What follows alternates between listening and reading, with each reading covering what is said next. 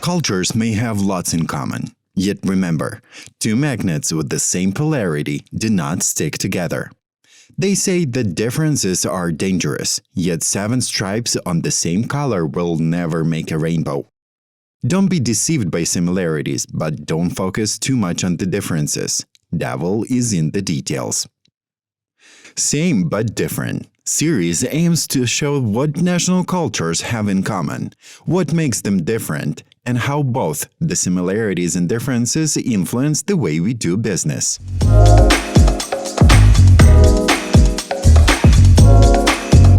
People in Middle East countries don't expect you to give up your identity, but they definitely expect you to be respectful of the way other people choose to live.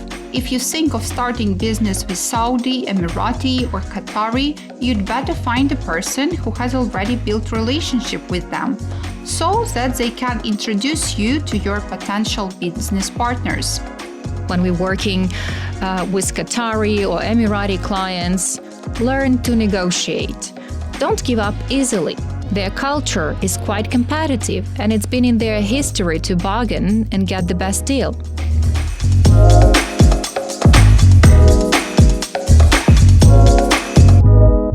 Hi all, we are happy to welcome you here at our podcast, Same But Different. My name is Liubov Muntian. I am a team lead and English teacher at SoftServe Language School. Today I am joined by Ruslana Korobeinikova, who is a communication consultant at SoftServe that helps SoftServe teams and leaders achieve their goals through effective communication. Hi Ruslana, happy to have you here. Hi Luba, happy to be here and share our experience with our listeners. Today, with Ruslana, we'll be talking about culture, revealing a few secrets that will help you to work with people from the Middle East, namely Qatar, Saudi Arabia, and the United Arab Emirates. Together with Ruslana, we have been researching Middle East cultures, interviewing people, and summarizing all of our experience and observations in business guidelines.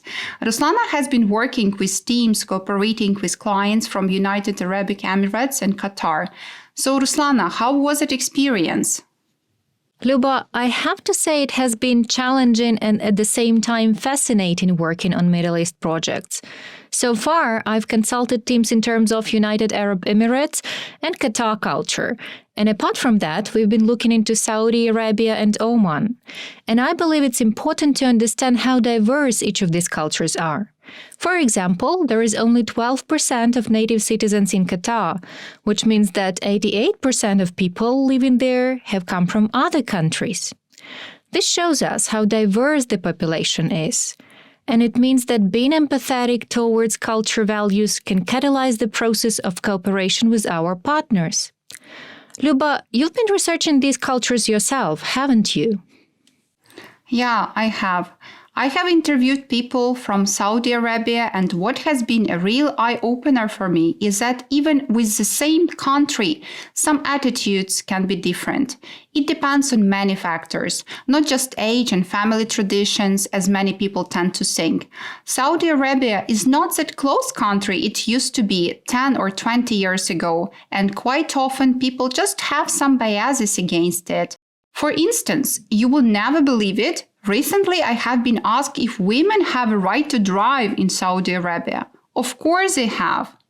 It seems that there is still a lot of unknown about these countries, and people might be still very cautious about working with them. I feel the same. The more we know about culture, people, and their values, the easier we find to approach them and make business with them. Understanding comes through communication and just being curious about other countries and cultures. Indeed. Luba, I know that you interviewed Saudis. Have you noticed how these cultural values we've talked about are shown in their behavior and stories they shared with you? Yeah, there were many vivid examples of cultural differences. And to tell you the truth, in the very beginning of my research, it was challenging for me to reach out to people to conduct interviews. At first, I tried to connect some Saudis on LinkedIn, where I wrote to quite a lot of people working in business, but they were not answering. I waited for a week or two and decided that it would be better to change the strategy and try another social media to reach out to them. So I opened Facebook and started looking for people from Saudi Arabia. I had written around 40 messages and received just a few answers. That was quite unexpected for me. I mean, very few people were willing to communicate, although almost all of them read my messages. Only later on, I got to grips with the fact that it's a way more effective to have a person that will introduce you to Saudi, so-called mediator. Then people will feel much more comfortable communicating with a stranger. Yeah, that sounds reasonable. And how can we explain it from culture perspective, and what impact might it have in a business setting? I would say that it is in their culture of building trust. So if you think of starting business with Saudi, Emirati, or Qatari, you'd better find a person who has already built relationship with them, so that they can introduce you to your potential business partners. Oh, that's interesting. So does it mean you need to know a Saudi that will introduce you to another Saudi that you are going to work with? That's a best case scenario. But a mediator can be a person that already has trust and has known a Saudi for some time, not necessarily a local. Then it will be easier to get acquainted and communication will run more smoothly. I see. What has been the most eye-opening experience for you during interviews? It's quite challenging to choose one. But the most vividly, I remember my first interview. That was an interview with a man called Haleb. He joined the call from his car and he was wearing sunglasses. Sunglasses? You mean he didn't take them off? No, he didn't. We had been talking for an hour and he didn't take them off. At first, that looked really suspicious to me. But at the end of our conversation, when we were talking about the concept of respect, he explained that in Saudi culture, it is considered to be impolite and even disrespectful to look directly into the eyes of a woman at first meeting. He said that usually it takes time to start working effectively, as Saudis are pretty cautious when it comes to meeting new people. When I asked what can help to build trust, he said, time. You need to work together. Then he elaborated on his understanding of trust and told that if I hadn't been a teacher, he wouldn't even have responded to my message, as people from his culture tend to avoid communication with strangers with whom they don't have shared contacts. Wow, that's quite impressive. Yeah, it is. He also explained that direct way of reaching out to people doesn't work well. That's why so few people answered me. You have to know a person to introduce you to a Saudi. That one more time showed me when do business with Saudi, invest your time in building relationships.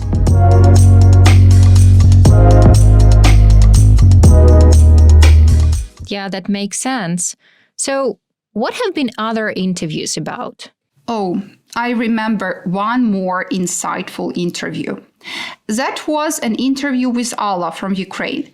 She has been working for 8 years in Saudi Arabia with Prince Al Walid and told me that she had totally reconsidered her beliefs and attitudes to Middle East countries.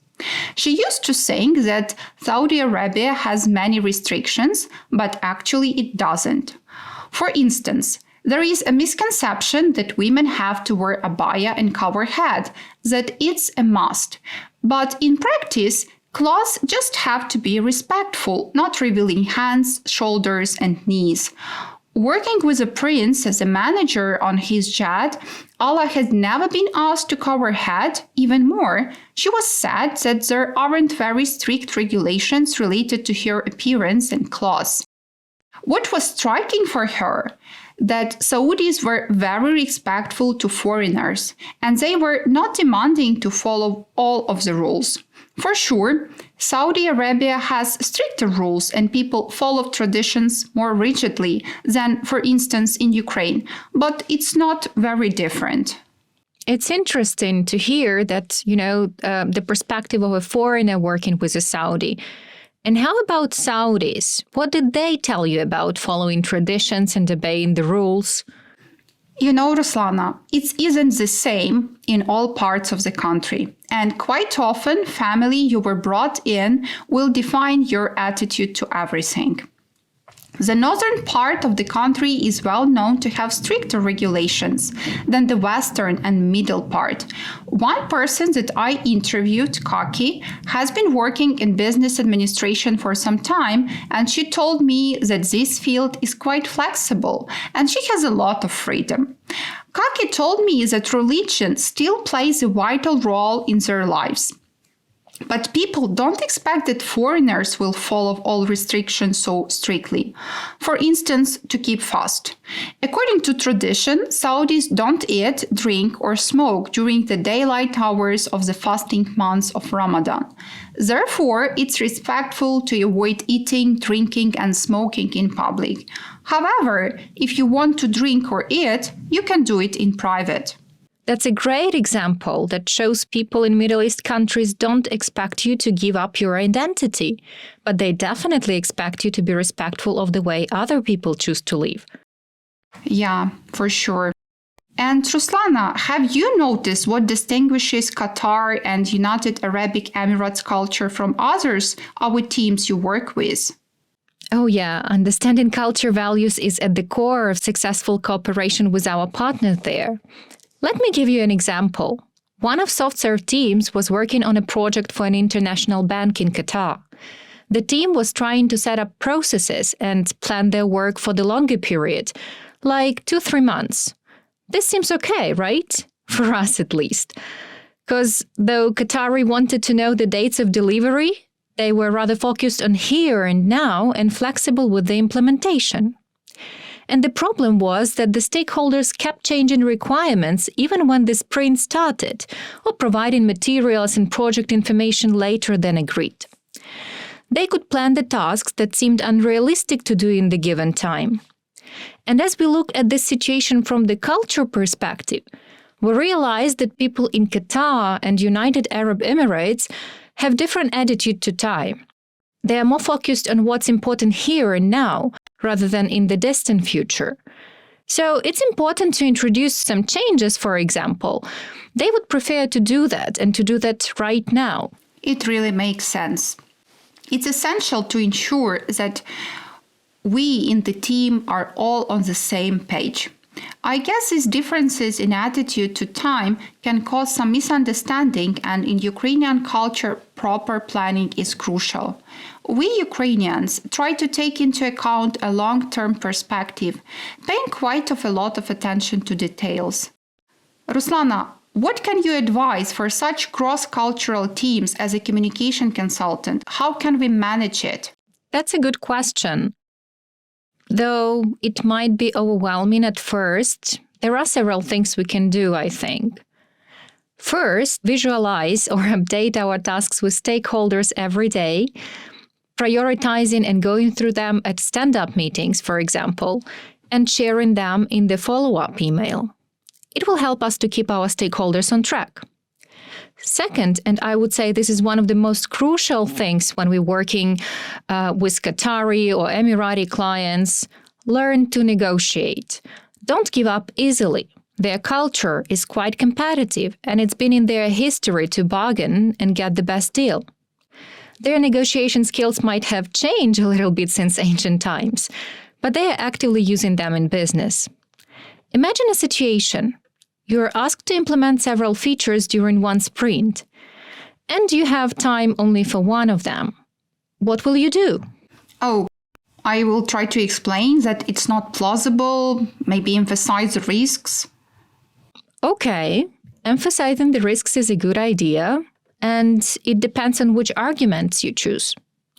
If you say that as a result, it will have a negative impact because you won't have enough time to track all the defects and part of functionality might be impacted in several months, it might not work as you are focusing on the long-term perspective. What could work is saying what could be the impact in the nearest future or on the most crucial functionality.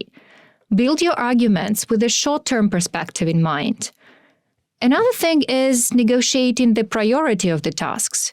How assertive are we in asking our stakeholders about them? You mean asking how important something is and what's the priority, right? I'm sure our teams do this. Yes, exactly. And we can go even further, asking if both features are high priority, what would be the acceptable minimum we could develop for both in the current sprint? Let's look at one more situation. SoftServe team works with a team from the client side. Now they are looking at backlog items, defects raised during one of the phases. The project manager from the client side presents a dashboard with the number of defects SoftServe has and how many defects his team has. He tries to build a plan and says, on the 1st of August, we will deliver 100 items. On the 15th of August, we will deliver 100 more items. SoftServe manager thinks that it's an unrealistic plan. Tasks to do during sprint development, the defects as well, and deliver it within one sprint. Yeah, seems like a lot of work. Right. So she wants to clarify and asks him to go back to the slide and explain, as the tasks seem to be not appropriately estimated. She says, we need to go through each defect, review, clarify, and look at what is needed from a user perspective. And only after estimating, I can provide a realistic date of when it could be delivered based on the capacity of the team and the ongoing sprint. The reaction of the key stakeholders is, just manage it accordingly with each other. We care about at least receiving a date rather than this date being unrealistic. We expect the functionality to be done on time. Oh, that really demonstrates us their focus on the core functionality. But when it comes to the way it's implemented, we could be a little bit more persistent and negotiate the priorities and the changes. Right, that's exactly what I mean.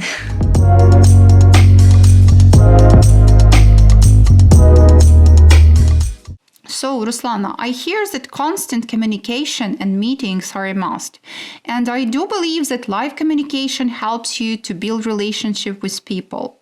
When working on the project with United Arab Emirates and Qatar, I could see that people do business or are ready to cooperate only with those they trust. And building trust requires our time, initiative, and readiness to open up and build relationships on all levels. And it can help us to persuade our Qatari and Emirati colleagues as well.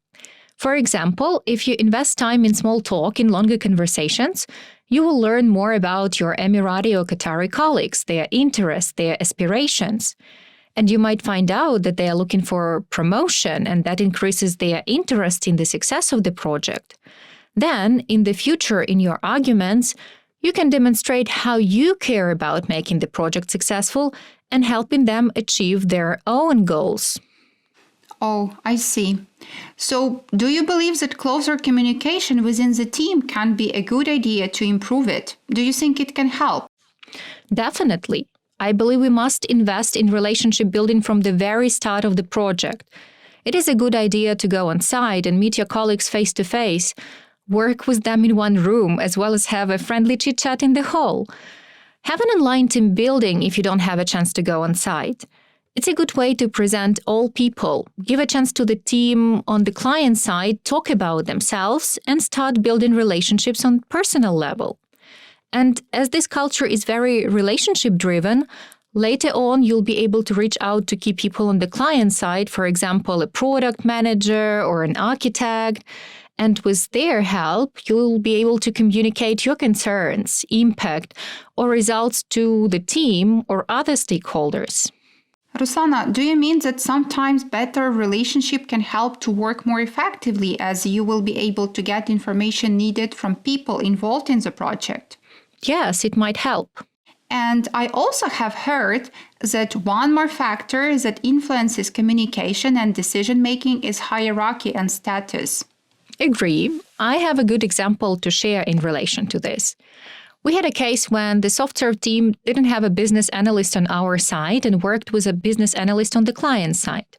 And the BA was providing general information regarding requirements, but when she was asked about the details, she was getting a bit irritated and was saying either that the given information is enough or that the team should find the answers themselves. If we had kept asking her a question, that could have been perceived as challenging her status and wouldn't have helped us to stay in good relationships with her. That's why the team used their good relationships with their colleagues from the development team on the client side and the project manager and gathered additional details in one-to-one meetings with them. What an interesting case that one more time demonstrates the impact of culture values on the way we do business. It's essential to be observant and aware of differences in behavior and communication. Yeah, totally agree. And to sum up, the way you build your cooperation with Qatari, Emirati, or Saudi can either help to succeed or lead to frustration from both sides if you are not aware of the importance of status, developing relationships, personal achievements, and perception of time. Being aware of these cultural differences and their impact on communication can help us to work way more effectively. Thank you, Ruslana, for this engaging conversation. I believe your expertise of communication consultant will be super useful for our listeners. Thank you, Liubov, for sharing your experience. I find the stories we've talked about really insightful, and I do believe that learning more about cultures will help our listeners build relationship with their clients.